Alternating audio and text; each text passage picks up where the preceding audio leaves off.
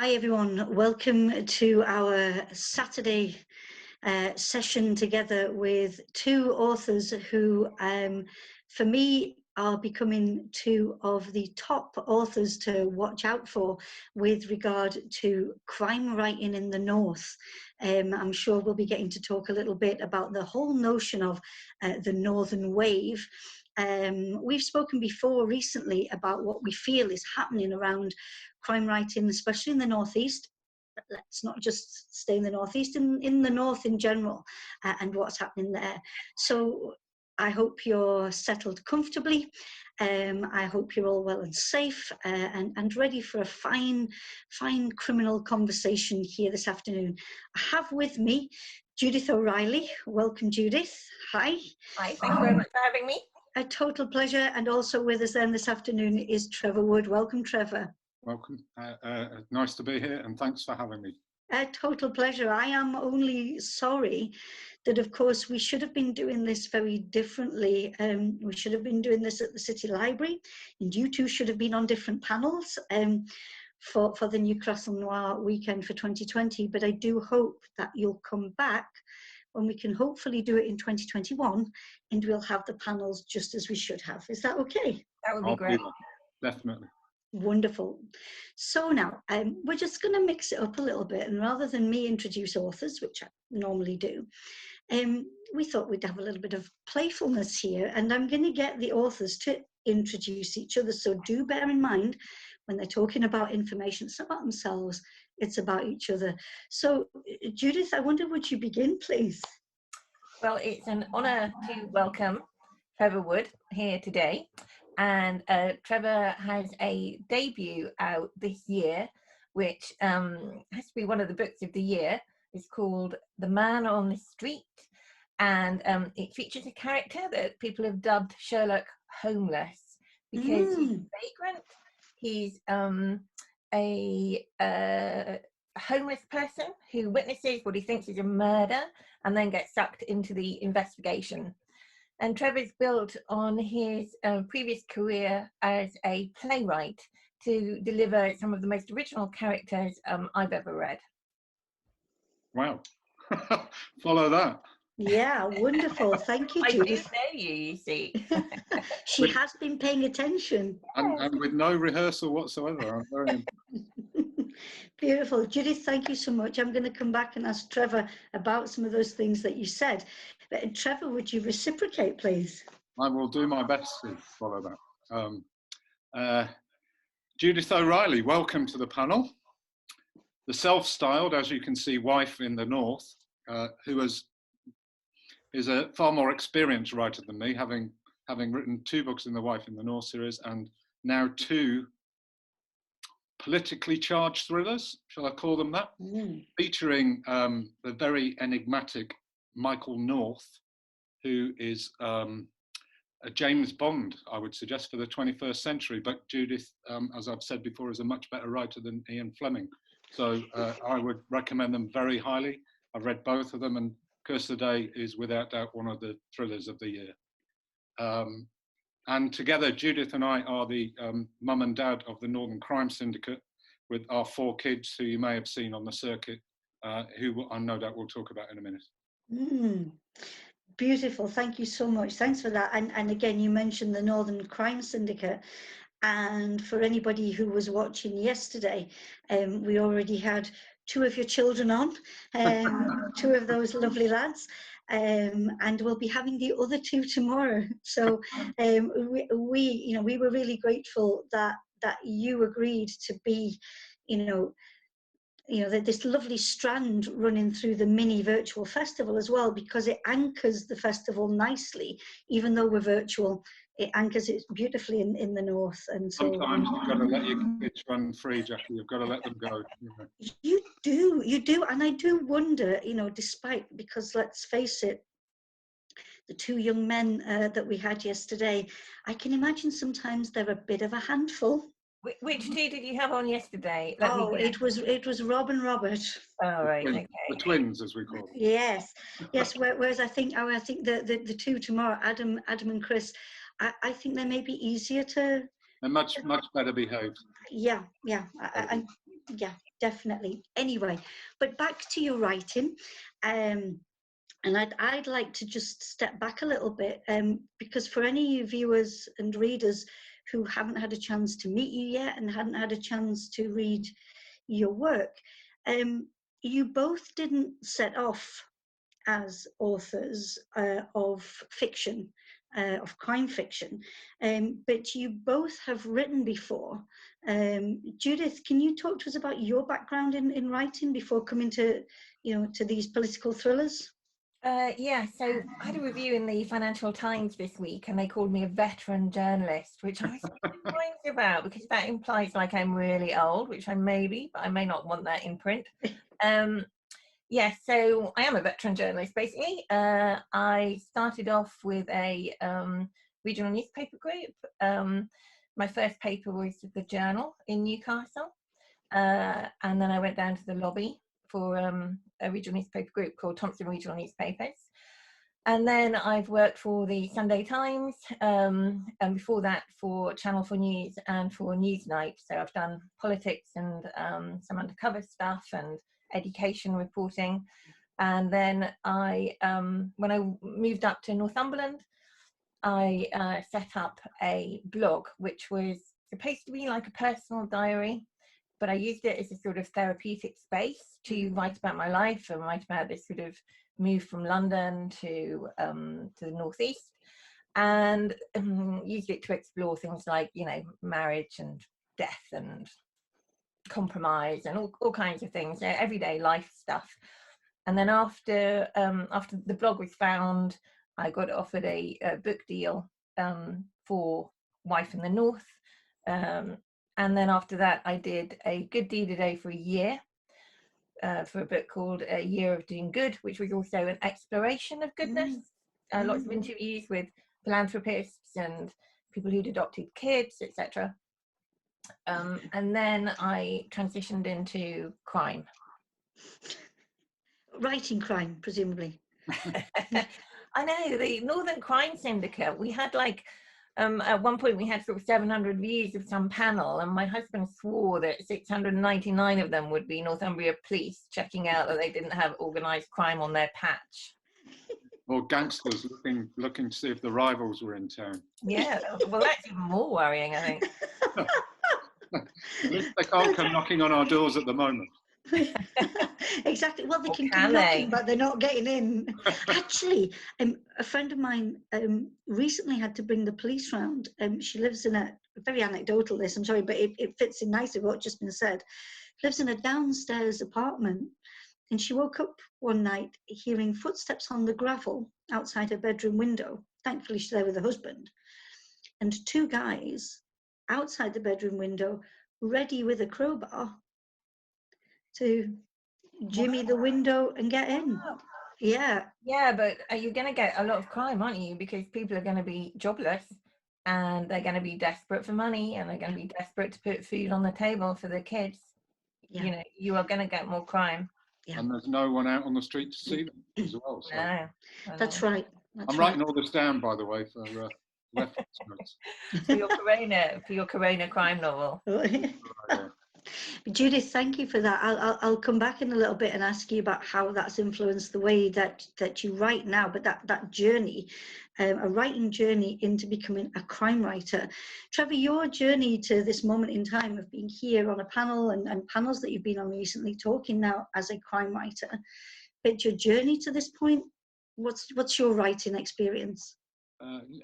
Some similarities to Judith with some journalism. I was in the Navy for 16 years, and when I left, when I was in my kind of early to mid 30s, I retrained as a journalist. So I did the journalism course down in Darlington, and then worked on various local papers, so much lower level than Judith ultimately achieved. But I worked on the Star series in Washington, the Shields Gazette, and then eventually on the Evening Chronicle, the sister paper to the Journal that Judith was on. But then I did a spell at the council as a press officer, but one of the guys I was on the journalism course with, Ed Woff, kept nagging at me to suggest that we tried writing together, because we car shared when we did the course and got to know each other really well, and had an interest in comedy writing. So we decided we could write a comedy play on the basis of no experience or knowledge whatsoever. And it worked. We started writing together in the January. Our first play was on in the June of that year. And we ended up writing 12 plays together, which were all professionally produced in one place or another, many of which are still touring today, which was fantastic. Wonderful. I mean, I wonder, is this a side that, you know, that the average reader, you know, wouldn't know about you, and that idea of, you know, that having had, I mean, but both of you, you know, that idea of having had a success elsewhere, and now on this road to success as crime writers. Judith, just to come back to you, the notion of, you wrote, you know, the Wife in the North, you know, that blog work. What you're writing now, do you feel like you've moved into a different phase as a writer? Are you changed? Are you transformed? I expected to be able to write fiction, to be able to write a novel. I think very naively, I thought I would, because I read a huge amount and because I'd had a career as a journalist.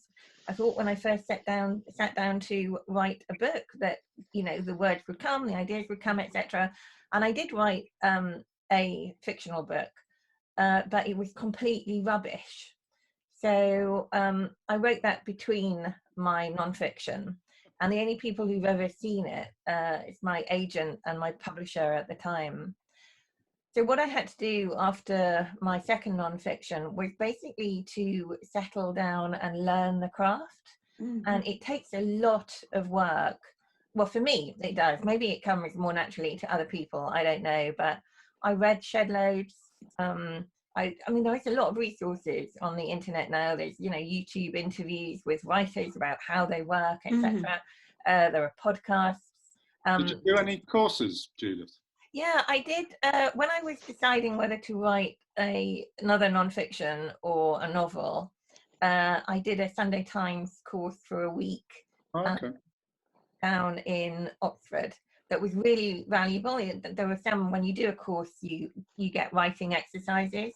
So there were a couple of exercises in which I found Michael North. Oh, right. And he was being interviewed for the job he got for his job as a sort of agent / assassin. Sometimes those things work, don't they? And suddenly you're away, I think. I know, your subconscious sort of finds something sort of, you know, deep in this sort of undergrowth. And I did one once where the exercise was simply to Google the word room in Google Images and then pick an image and write something about it. And I wrote, it was amazing. There was a room, you'll probably see, it's probably there now. It's like a big empty room with a hideous face painted on the wall. And I thought, I can use this. And it's in the book. Eventually it ended up in the book, and it was just a writing exercise. But there's a bit where my character, Jimmy, goes to hide away in the middle of nowhere, and he's in this deserted building, and there's a hideous face painted on the wall that he keeps looking at and thinking, I can't stay here, that's terrible. So it really helps sometimes, inspires you. I like the thought as well in what you're both saying, that nothing's wasted along the way. You know, that you found Michael, or you know, as you were, you know, learning the craft, or changing your craft, you know, that idea of having been a writer, but it's a different style of writing. Where, if I can just go to Trevor on this, so where did you find Jimmy? If Michael was found for Judith, then where did you find Jimmy? Again, partially on a course. I mean, mine was a bit more an obvious place to find him, because I did the very first MA in crime writing at UEA. So I was on a course to write a crime novel. The whole point of that course is to deliver an 80,000 word crime novel, which is why I signed up for it. So, you know, we had 3 residentials a year. So on the first residential, where you meet your fellow course members for the first time and your tutors, you know, the first thing they ask you is, have you got an idea about what your book's going to be about? And I had no clue whatsoever. I hadn't even thought about it. I thought we'd have a bit of time to think about that. So I came home that weekend and I was like, I need an idea. And I was just throwing ideas around with my wife, really. So you knew you wanted to write a book, but you didn't know what you wanted to write. I knew I wanted to write a crime novel, and a bit like you, I'd attempted to write one, and it was pretty decent. Got me an agent, but I'd written a comic crime novel, and of course I knew nothing, and I didn't know that there's hardly a market out there for comic crime. Nobody really. I think there are readers, but publishers are really nervous about them, and it's very hard to get them published. And maybe Mick Herron will change the world for us, but we'll see. So I have a comic crime novel in my drawer, but it had gone on submission. It didn't get picked up, partially for that reason, partially because it probably wasn't good enough. So I did the course because I thought I need to do it better second time. So yeah, I knew I wanted to write a crime novel, and I decided that I didn't want to write a comic crime novel, so I needed a bit of help to get rid of the comedy, really.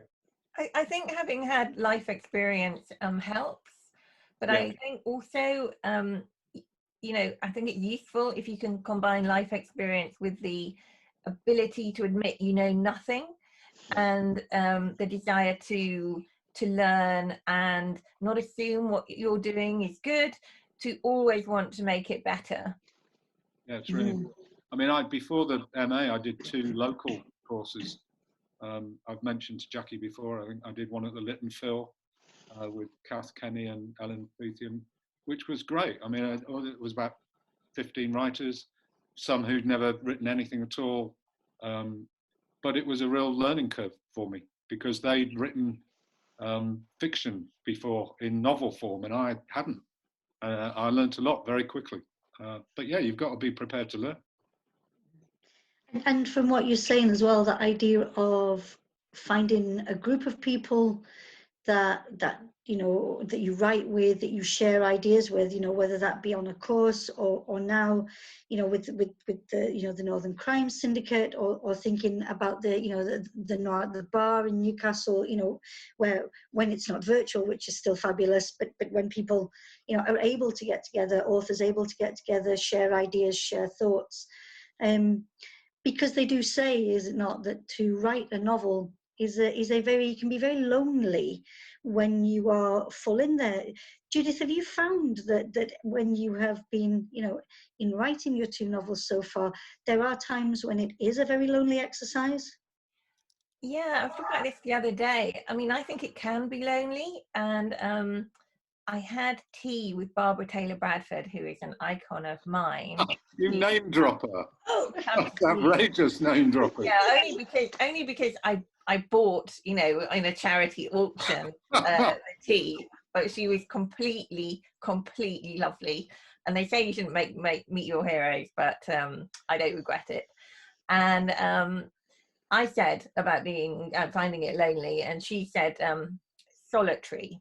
It's solitary. Okay. I was corrected, and it's not that it's lonely per se, as in, oh, I'm really miserable because I'm writing, but you know, you are in your own world. You know, regrettably, there are plenty of times when I say to my kids, I'm writing, you know, because one comes in, another comes in, another comes in. And there are times I don't go on family holidays because I just need that time. I need that headspace to settle to it. I mean, lots of writers are saying that this lockdown actually, in a way, suits them, you know, because lots of them, excuse me, are introverts, and Yes. we're all used to working at home and just boo, boo, boo, boo. Trevor, I think Trevor's more sociable than me. I don't find it lonely at all. I just go for a pint with James Patterson and Michael Connolly and Lee Child, and we sort things out there. Yeah. So by the way.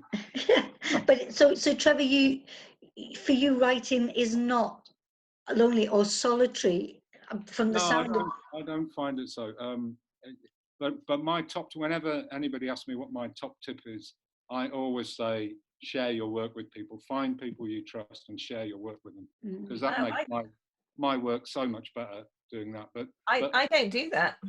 Yeah, I'd find that very hard. I mean, I was lucky in two ways. So on that short course I was talking about, the Lit and Phil, one of the guys who was on that course ran a local writing group with 4 other writers and invited me to join them. I've no idea why. Maybe I read something out of the group and he thought that's half decent. But there's 5 of us and we meet up every 3 weeks, swap a couple of thousand words each a few days before, and then meet up and critique it. And we're doing it virtually now, even though we can't meet up. And we've been doing that for, I don't know, 4 or 5 years now. And it's great. And they're all different writers. I mean, one of them writes kind of fantasy stuff, one writes short stories, one's more of a script writer. So come from completely different areas and backgrounds. That's very brave. That's very brave to share your work early in the process. I mean, I've got to screw up my courage completely at the end of the book to let my editor have it. I don't want anyone. I want to write it. I'm not. Well, that's kind of my point, really, Judith. I think, because ultimately, if you want to make it in the business, you are going to have to share your work with a lot of other people, agents, editors, marketing people are going to be reading it and having a point of view about it. So yeah, I know that is what happens, but I just find letting it go after you've written it incredibly hard. I mean, maybe it was easier for me because I'd been co-writing with the plays. So I'd already had somebody who was always seeing what I was doing in a very rough sense, so maybe I was used to it. But it also helped because, I mean, in effect, my MA was exactly the same process that I'd been doing. So it was very much a peer-led MA. So we would, all 11 writers would share their work right from the start. So every 3 or 4 weeks, you would submit 10,000 words, and everybody would have a look at it, the tutors and the other course members. But because I was so used to that, I loved it. I really like reading other people's work, and I'm very open to suggestion in my work. It makes it better all the time. Do you know what I love about what you're both saying, though? I think it proves that there is no one right way to be an author or to produce work, and it's to find the way that you're most comfortable with. I mean, Lee Child, my drinking buddy, he claims to just sit down and write the novel and send it out to his editor. And I think he now admits that he allows one change, and that's it, and he's done. And you think, wow, I don't know. Yeah, but I mean, he's a genius. So, yeah. Which editor is going to take Lee Child to task for the guy who sold millions and millions of books and then watch him walk away from the publishing house? Yeah. Stop now. So. Because I wonder where in your career, I mean, was it always like that with him? Or when he first set out, was there more editorial involvement? And I wonder, as authors, will you feel more that you've made it when you have less editorial involvement? No. I mean, Trevor and I have both been journalists. So as a journalist, you're used to being commissioned to write something, or, told what to do by your news editor, news desk. And then you're used to sort of going back and forth and saying, I've got this, I can't get that, I'll try this, I think it might be better if we did this. Then you're used to submitting it and the news editor going, oh, no, you haven't got this and you haven't got that. And then you're used to it going to a subs desk and possibly getting a rewrite there. So I'm very open once I have, sent it through to changes, because at that point, the editor, is standing back. They're a professional. I mean, I've never worked with a poor editor. I've always found my editors are, completely brilliant at what they do. So I'm sort of very open to changing things. But then, I've never been asked to sort of change something utterly, absolutely fundamental. Yeah. So the editor, the role of the editor, and do you trust your editor? And I think you both do. I like the sound of it. It not just being. We talked about maybe solitary creation or not solitary, and all those people that are involved in getting it to the point where your work goes out to the public. And what I'd like to ask is, when that publication day happens, yeah, how do you spend it? What is the feeling, and how do you celebrate? And is there anything that, you know, because there's lots on social media and photographs, but is there anything private that you do, that you can talk about, of course, you know, to the public, to mark that moment? Because I know it's a long time in it appearing for us, the reader. So how do you mark that? What do you do? Well, Judith's probably got a lot more stories because I've only got one day to talk about, but she's had 4, so I'll let her go first, I think. Well, my first book was a big shebang. We did a big party, and we got a fantastic secondhand bookshop called Barter Books up in Northumberland, which is like a world-class bookshop. You should definitely go there when this is over, of course. And we got, you know, a London bus to bring people to the party, and people travelled, you know, the length and breadth of the country. But that was my first book. From then on, it's really been, you know, really quiet. I have dinner with the kids, you know, and I think the second and third books, I think we might have had a, you know, glass of champagne. Not this year. I didn't really think it was appropriate this year. But it's quite hard, really, because you have any number of days which are special where you think you've actually completed the work. So, but then it goes, you know, for an edit, and you get it back and you do it again, etc., etc. So it's really quite hard to come up with a definitive special moment. But I think after publication, I read a book about an American writer and creative writing sort of lecturer, and she basically said that once you write a book, that knowledge can't be taken away from you. It sort of sits in your pocket, you know, and you can sort of get it out and hold onto it. And that achievement, I have been very aware of that this time, maybe because the world is so both incredibly quiet and noisy around us. But I really held on to the fact that I finished another book, and that this time is the first time I've really felt like a writer. Thank you, Judith. Thanks for sharing that. Trevor, so for when the man in the street appeared on the street. Yeah, it was a bizarre day, really. I had big plans for the launch on March the 17th. The date is embedded in my head now forever. So I had, it was going to happen at Waterstones in Newcastle. I'd persuaded, unbelievably, an actor musician friend of mine, the lovely Mickey Cochran, to come along and sing a song for me at the start, which was a cover version of a song called Poem by She Drew the Gun, which I tried to sneak onto Jackie's radio show, but it's a bit sweary. So Trevor, the problem is, as Francis, the wonderful Francis Walker, you know, who pulls together crime fiction addiction, as she told you, there are certain things that on the channel we just can't have. Can I just come in at that point and say, and Judith, I found it way more easier to groove to your tracks than I did to Trevor's. But Trevor called my music choice cheesy. I heard that. I called it epic. With Kate Bush and Meatloaf. Epic cheese. Epic cheese. Anyway, so mine was way more credible, frankly. So back to the 17th anyway, of March. So I messaged this Mickey to say, look, I know this is weird, and he was rehearsing for his own show at the Theatre Royal on the big stage. And I said, I know you won't have much time and you don't know this song, but any chance you'd do this for me? And he said, yeah.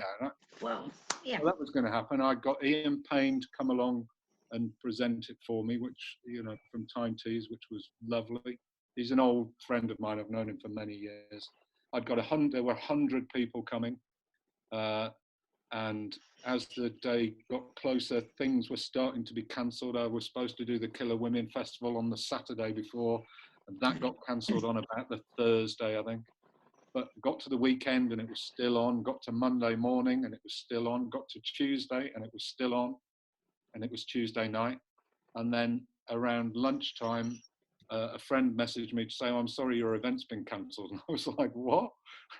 And what had happened is Waterstone's head office pulled the plug on all events across the country. Yeah.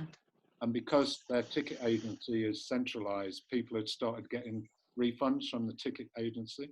And the people in the shop didn't even know it had been cancelled because they were working late.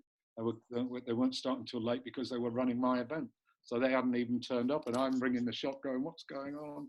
So the plug was pulled at the very last minute, really.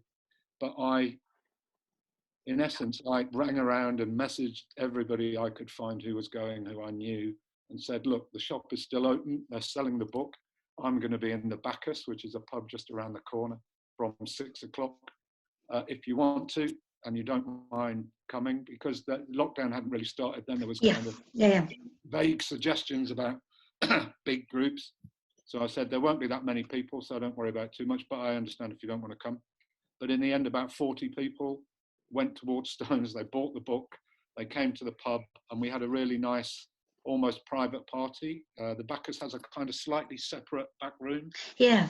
We all gathered in there, and people came from all over. Even one guy I'd never even met before, who just saw the tweet and said, "Oh, I might come. I was going to come tonight," and came along and stayed for a couple of beers. So I had a really lovely evening. And I'm thinking I might do that next time. I might just say, "Right, just go to the bookshop, buy the book, and I'll meet you in the pub." And come down to the pub, yeah. When pubs are open again. Yeah, but Yeah, I think that's lovely. You know, it wasn't what was planned, not at all. And yet, that first publication day, you know, it's there now, and it will be so precious, I think, to you, even though it's not what was planned. It's lovely, and I went to Waterstones. We went on our exercise walk the other day during lockdown, and we decided to walk into town because we live only kind of 10 minutes away from the city centre. And my book is still in the Waterstones window, surrounded by like Hilary Mantel and Ellie Griffiths, and my book's in the middle. And I'm thinking, "Oh, this is a new world record for debut novels in the window at Waterstones in Newcastle." Sadly, there's nobody walking past at all. There was literally nobody else in the whole street. But it's there. I know it's there. Did you take a photograph to tweet it? I did take a photo, yeah. Yes. Still in the window. Still in the window 4 weeks later. Yay. So, if we can come back now to these novels that are just out, and just to say to readers, if you love either intrigue, political issues that are being brought to the fore, or if you're a reader who enjoys those social, cultural issues being broached, or if you just like a main protagonist who you will immediately take to, I think, despite their flaws and their difficulties. So what I'd like to do is Judith, if you mentioned Michael North coming to you when you were, you know, first back thinking about being a writer. He is such a larger than life character in your book or books in the series. What is it that you like about this character, and are there aspects of him that frustrate you? Well, it was quite difficult at the start when you're sort of finding your character, because he was responsible for extrajudicial killings. And for a time, I thought about whether I wanted to write about some kind of sociopath or an anti-hero, you know, like sort of Mr. Ripley, Tom Ripley. But I didn't really want to spend, you know, years of my life with a character that fundamentally I didn't like. So he is interesting. He has this bullet in his brain from combat, like Trevor's character. He's a former serviceman, and it's a bit of a cliche, but your, you know, main character is often wounded, you know, internally, psychologically, as well as externally. And indeed, in the first one, there's a bit like Trevor's again, there's, you know, suspicion of PTSD or consequences of the head injury. I read back on that a little bit of the second book. But for me, you want a character that you're willing to spend time writing, and the reader is actively wanting to spend time reading and wants to know, because you're putting them in high jeopardy situations, that this person is going to be all right. And for me as well, the cast of characters around your hero are as important really as the hero. So Michael North has got a sidekick who's this incredibly brilliant, incredibly chippy teenage Chinese Geordie geek girl, and the villains I always find really interesting. I had a problem in my first book because a lot of the villainy was off the page, and that's actually quite hard to explore. But in my second book, in Curse the Day, I paid a lot of attention to putting some really serious villains in the mix. Definitely, and I have to say as well, I think your opening chapter, and you read for that for us on the radio, and you know, I mean, talk about start off with an impact. And I know, I was really pleased actually, because my prologue, I've just got an endorsement from David Baldacci, and he said, I think You're doing it again. I think yeah, and have you noticed? You drink with Lee Child, so you cannot accuse me of name dropping. And he said, Curse the Day starts like a fired bullet and never lets up. So yeah, I mean, the prologue, I'm sure Trevor's the same, is always really important, you know, because you want people swept up. You want a question at the start that they, you know, the answer of which is going to come right at the end, that people are going to stick with, you know, for 400 odd pages. Curse the Day has a brilliant start. Absolutely brilliant. Honestly, it's great because if people pick it up in the bookshop, that's what I do when I'm looking at books to buy. I read the first couple of pages, and if people do that with yours, Judith, you're going to sell shed loads. It's quite hard though, because you've got to establish the person. You know, so my book starts off with a woman in a bath, and you know, so you're exploring a bit about her, and then you're tipping into the AI issue. So it is a few pages before suddenly something, you know, dark and dangerous happens. It's hard to get it right, because I had for a long time, my book has a scene set in the Falklands War where my main character is on a ship that gets bombed. And for a very, very long time, that was going to be the opening chapter. I mean, it's full of incident. It's very striking. But because of the way I read, I pick up books in shops and decide whether to buy them. I became aware that people might pick it up and think it was a war book. Yeah. And that's why. So I moved it back about 3 chapters. So I think it's the 3rd or 4th chapter. So it is important to get your first chapter right, I think, for various reasons. Not least so that people don't put it back down in a bookshop and go and buy something else. I'm interested what impact serving in the forces had on you, Trevor, when you have such a damaged hero at the center of your book. I was very lucky. Although I served during the entire Falklands War, I never went anywhere near it. But I had a lot of friends who did. It was bizarre. I was really, excuse me, quite charmed. I was actually available. I was in between jobs in the Navy when the ships were going down there, and I was absolutely certain I was going to be the next one to be sent onto a ship, and it never happened. I ended up running a little group that were sorting out all the pay for the people who'd gone down there, because it was chaotic. You know, people were getting sent down at 12 hours notice. Their wives didn't know where they were, and it was in the early days when people had only just got bank accounts. You know, they'd always been paid in cash before, and people had suddenly started getting paid straight into their bank accounts not long before that, and nobody knew where those bank accounts were. Their wives didn't know where their family's bank account was and couldn't access the money that was in there. And my job was to make sure the wives of the people down in the Falklands could get money. So it was a brilliant job for helping people, but it meant I never got involved in the war at all. But I had friends who were on HMS Glasgow and various other ships that did get attacked and damaged down there. And I always kind of felt afterwards there was almost like two navies. There was the Navy that didn't end up going down the Falklands, and there were those who were actually involved in it. Because when I joined the Navy, nobody expected to be fighting a war. It hadn't happened since the Second World War, pretty much. So most people joined for the travel. In a way, you've gone. In a way, an alter ego has gone and served. And yeah, I was very aware of how it affected people. So that was one of the starting points for my character, Jimmy, who is, yes, as you say, deeply damaged. I really wanted to.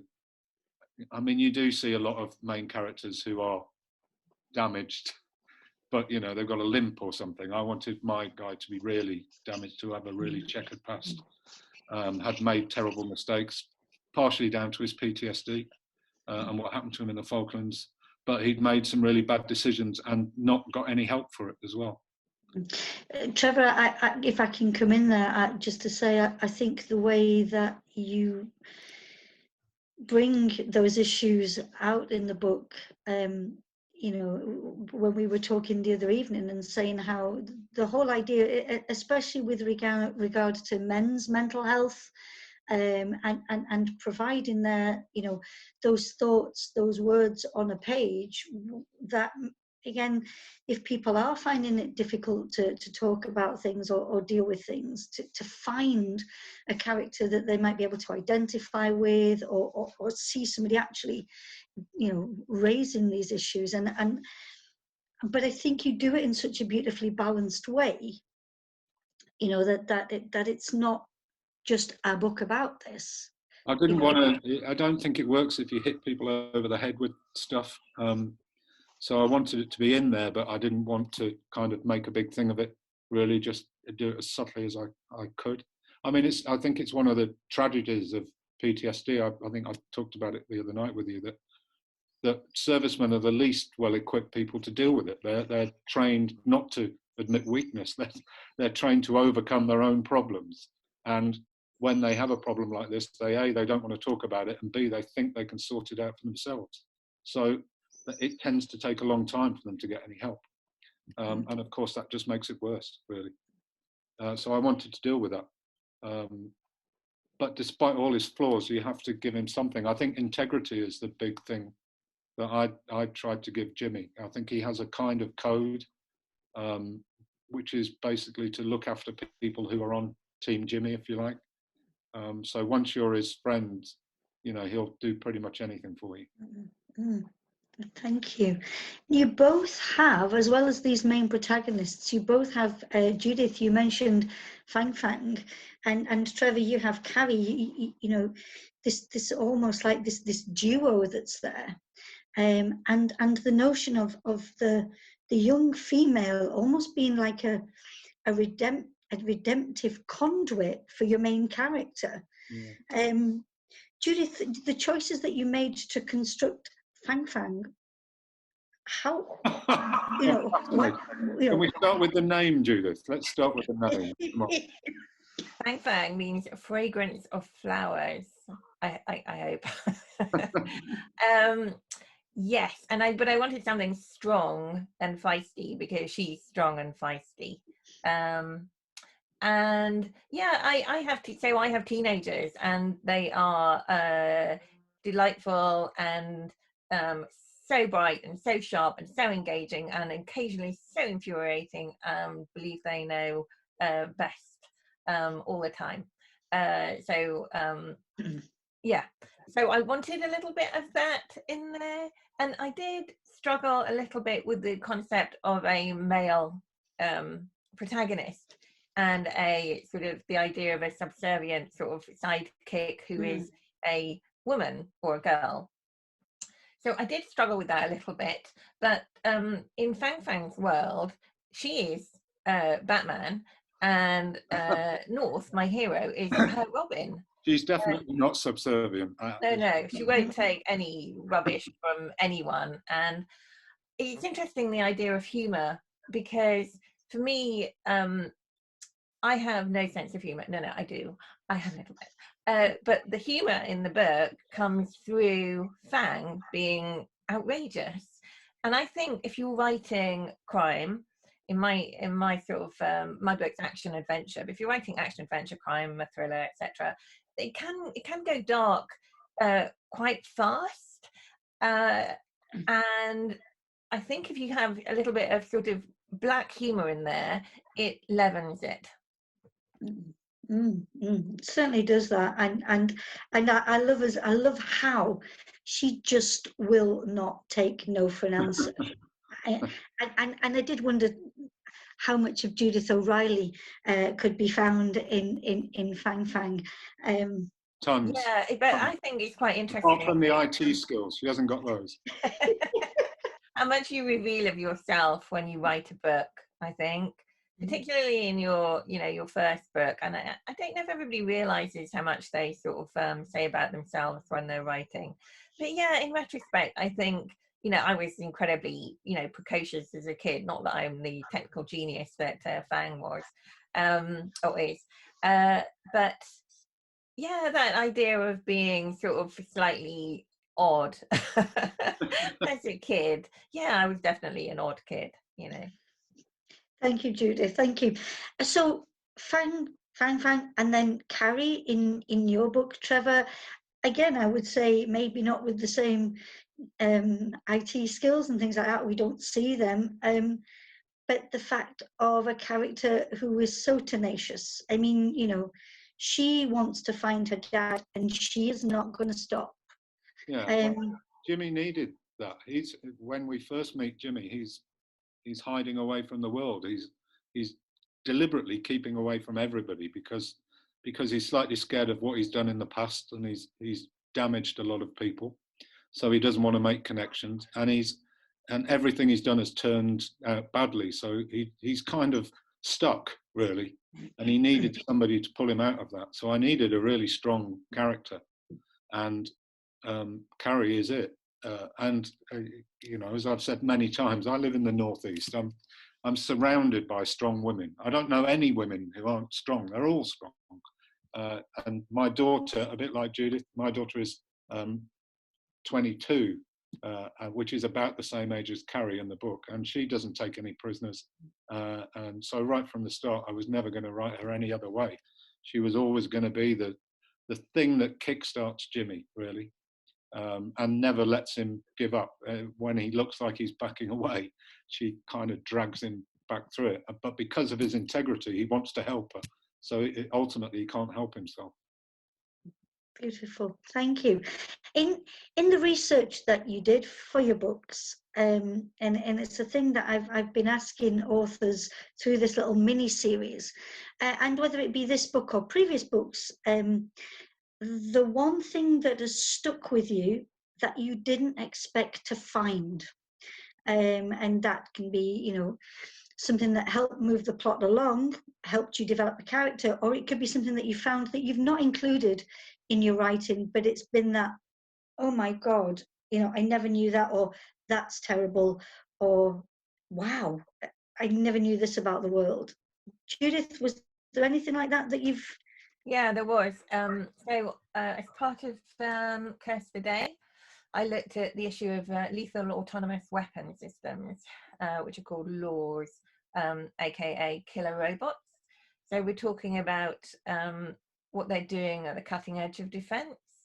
So instead of sort of getting a machine gun, you get a whole sort of system of machine guns, but they are identifying and then targeting and then firing without a human in the loop. So all sorts of defense companies are building and developing this kind of thing.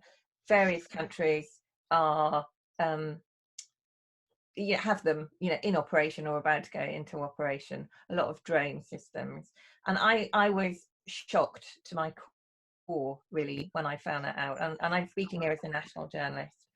And there is a campaign to ban killer robots.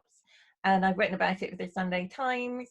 And I think we should all be very aware of it as a danger. I mean, we're, in the middle of a sort of, pandemic that people had at the edge of their awareness as a possibility. So we're dealing now with the consequences of us not having sort of done enough to protect ourselves against that. And I think we really ought to be aware of this as a huge issue and nip it in the bud. Thank you. Trevor, on your journey of research, was there something as equally menacing as that? A couple of things. A very brief thing, which was just a stat that they estimate that about 10% of the homeless are ex-servicemen, which was my kind of starting point when I was thinking about writing the story. But the thing I found, which was really useful and fascinating, was this map of Newcastle, but drawn from a homeless person's perspective, or lots of homeless people's perspective. So there's an artist who went around asking the homeless to tell him about bits of Newcastle and what they experienced, and he's drawn this kind of hand-drawn map of Newcastle. If you just Google homeless map Newcastle, you will see it, and it's fascinating. It's like a hand-drawn map of the whole city with little notes on it going, you can get a free cup of coffee here, or don't sleep here, you'll get a kicking from the drunks as they come out of the pub around the corner. This park is safe. It's like a completely different perspective on the entire city. And I think there are others for other bits. I think there's one for Gateshead as well, but the Newcastle one was a huge resource for me. I constantly referred to it as I was thinking about ideas for the book, and I kept looking at the map and going, all right, I can use that area. That area is great. He can sleep there one night because that's safe. But he can't. If he goes there, then that's where he's going to get involved in a fight or something. It's a fantastic resource and a really great idea, but also a really interesting to get a different perspective on a city that you think you know really well. Yeah, fascinating. I'd recommend anybody to look at it. Yeah, wow. When we finish talking, I'm actually going to go and do that. I'm itching to see. I think homeless map Newcastle. It will be there. Images. Yeah, because as somebody who wasn't originally from Newcastle, but for whom Newcastle is a city that holds my heart. As you say, people experience that city in a very different way, and for those whose lives are lived on the margins, or those who are often not welcome, and how they live that city. I wonder if we could turn to talk about, if it's all right, there's so much I want to talk about with you, and time forever constrains us. But I want to talk about the notion of the Northern Crime Syndicate. You spoke of yourselves as the mum and dad of that outfit. I don't know how they feel about that, Yeah, I think they'd rather be adopted, I think. Judith, tell us about how and why this thing came about. And then, because I think, over the last few months, this is gathering momentum, and it's beautiful the way that it is becoming something, a force to be reckoned with, I would say. So talk to us about how it all began. Well, the original idea was that it would be more inclusive, so all Northern writers could sort of chip in, and we could sort of, be there for each other. But actually, the logistics mean, in terms of panels and what have you, means that we're sort of down to 6 of us at the minute. And one of the good things about it is that we do different things. So Trevor's doing the sort of classic reworked PI, sort of sole detective, not a policeman, someone on the outside. I'm doing action adventure along with Rob Parker. Rob Scragg and Adam Peacock, AM Peacock, are doing police procedurals. And then Chris McGeorge is doing locked room mysteries. So we haven't got anyone doing cozy crime, I suppose, but we're pretty well covered. And I think that means we're learning from each other, and we bring sort of different dimensions to the group. And the idea is we just sort of spread the word about Northern crime. And hoping, I mean, Trevor's, this book was set in Newcastle. My first book was set between London and Newcastle and Northumberland. My second book set in London, but to me, the North is really important. And that's why I named my hero Michael North. And it carries with it lots of sort of ramifications, allusions to authenticity, integrity, true grit, true North, magnetic North. So as soon as you talk about Northern crime, you're associating it with lots and lots of other things. So half your work is done, really. And I think that it's, you know, we've got tarte noir, we've got Icelandic noir, we've got sort of Japanese sort of crime, etc. And I think we're allowed in the North to blow our own trumpet about what's going on here. Definitely, I'm 100% behind you. But also, I always think that you're stronger together. People are stronger together, and working as a group can get you a lot further than trying to plough your own furrow. So we all support each other's work. You know, we all promote each other as far as we can, and that just helps to get everybody out there, and we can move hopefully through the circuit and through a career as a group. Really, we're all. I mean, I'm the newest of the bunch, really, but we're all relatively new in our career. Judith just had her second book out. Chris has got his third coming out soon. Adam's done 2. Rob's just had his 3rd book released. So we're all at the kind of fairly early stages. So I'm hoping that, you know, in a couple of years' time, you know, we'll be leading the Harrogate Festival. Yes. Yes. Think Yeah. big, man. Come on. I tell you, I'm Got McDermott in our sights. Steady, careful. Hope she's not watching, don't tell her. Totally, if she is, you're in big trouble, man. No, just kidding. This is a private chat, right? Yeah. Oh, totally, yeah. No, I was just thinking as well, because the Murder Squad, Anne Cleves is, you know, the group of writers there, they're celebrating their 20th year together. Yeah. We're going to take them down first. We'll take them down first. Then exactly. Yeah. But actually, I mean, we're not competitive. I think some people do get quite competitive in this sort of field, and I don't think you have to be, because I think we're each individuals. We're bringing our own sort of, you know, stuff to the table, and, you know, yeah, the Northern Crime Syndicate, we can help each other. Yeah, and to be fair, the entire crime writing world, in my experience, is incredibly supportive. I don't know anybody who won't help you with your work. I've had so much help from people like Ellie Griffiths and Mari Hanna, and even Mr. Child has, you know, put in a good word here and there. It's fabulous. I mean, really, nobody seems to see it as a competition at all, which is brilliant.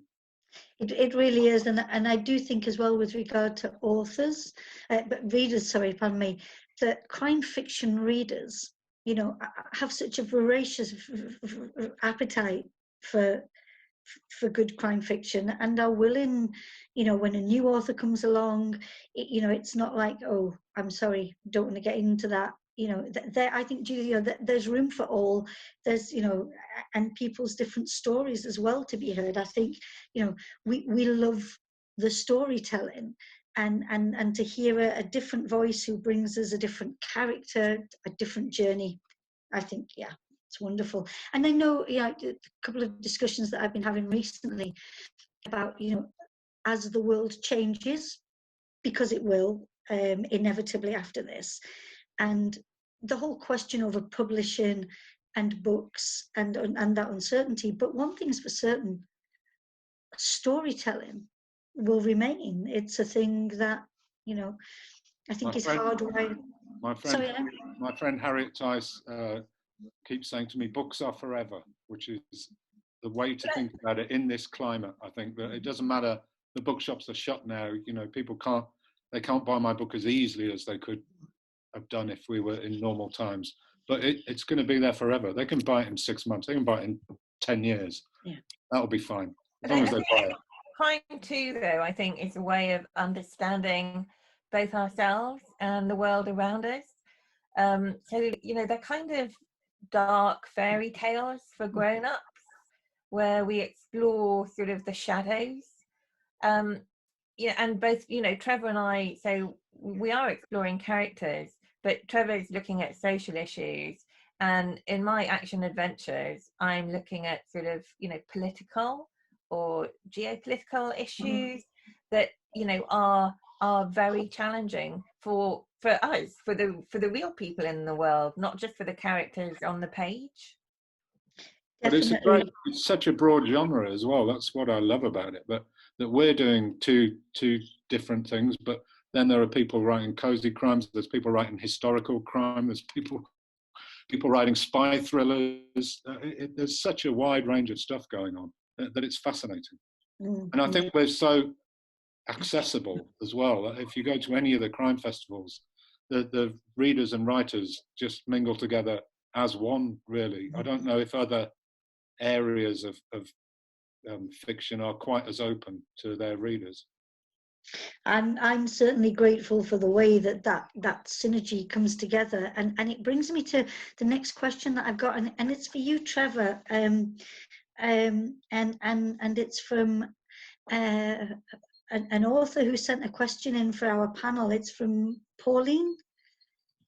You know, Pauline Render. I think I saw this question. Yes. I didn't have the chance to look back at the video I made. At the video, yeah. No, I'm not quite sure what question 3 is, but I fear I know what question 3 is. Do you? Can you tell us what you fear the reason number 3 was? I may have suggested that there was someone on the circuit that we didn't particularly like. I don't know. Really? Ooh. Well, I'm not saying anything more about that. Pauline can, when we're free of all this nonsense, Pauline can find me in a pub somewhere, buy me a beer, and we'll have that chat then. And she can ask you that question then, yeah? I sometimes talk too much, but I know when to shut up. You're wonderful. So I have a couple of lockdown questions now, if that's all right for you. And the first one is, the characters in your books, you have to choose one of them with whom you would be locked down. And you can choose to have your family remaining or not. That, you know, that's not a bother. But who would you have in that house, that home with you for lockdown, and why? Judith, you go first. Okay. I think I'd have to have Fang Fang, really, because she's so clever. She'd keep me sort of entertained throughout. Plus, she could probably figure out all kinds of solutions, and she'd be knocking up, you know, masks and, you know, vaccines and what have you. And also, she's a hacker, so that I think would be very, very useful. That would be useful. Do you think, has she got her family's culinary skills as well? No, regrettably, or she says she hasn't anyway. Yeah. I would go for a slightly minor character. I would choose my probation officer, Sandy, who again is an incredibly strong woman with a very fierce tongue and an acerbic sense of humour. So I think she would keep me royally entertained and on my toes as well. So yeah, Sandy would be great fun. Thank you. And within then the lockdown setting, reality now, not fiction, have you discovered anything about yourself that you weren't aware of, but that is, so I mean, I'll set off and say that for me, I never envisaged that I'd actually be quite happy just being still, being the kind of person that I am out there in the world, bouncing around like a lunatic. And this opportunity, it's almost like going down into first gear and just being, and I never imagined that this would be the case.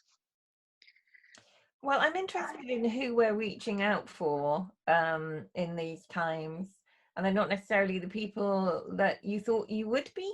wanting to be in contact with or see or check on. So I'm interested in that. I don't know. I've, as you both know, I've sort of had corona. I'm still sort of, you know, just at the tail end of it.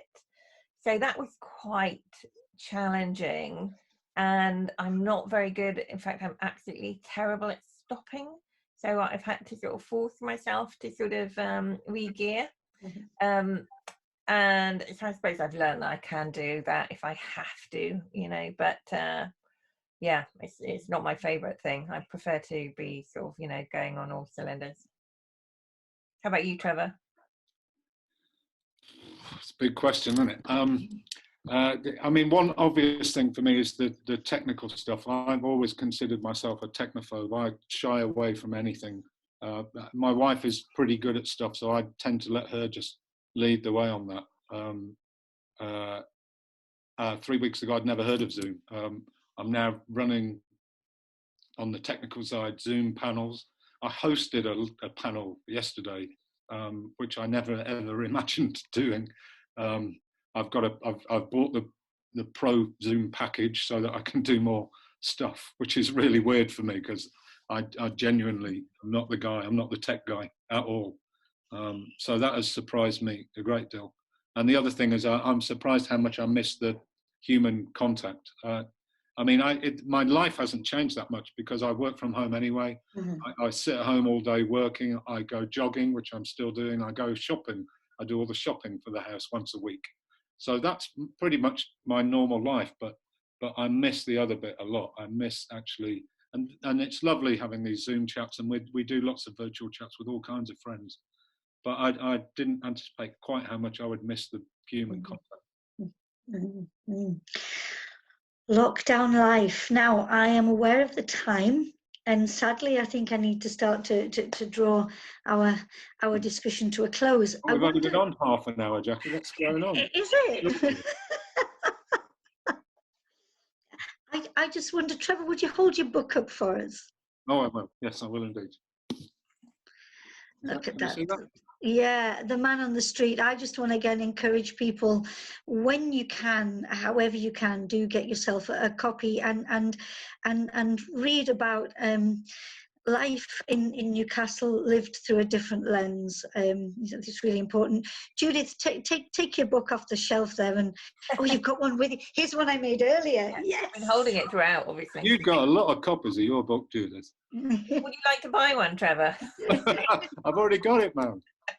Yeah, so beautiful. Judith, curse the day with, as we said on the radio show, I think I found myself falling in love with a man that I never thought I would in that character of Michael North, and you know, I hope both your characters have many more adventures on the page, and we can follow their trajectory through life in all sorts of scrapes. Both of you, I wish you all the very best. Stay safe, and when we can gather together physically, please let's do so. Yeah. Thank you very much for having us. Thank you so much. Thank you. Thank you. Bye-bye. Bye.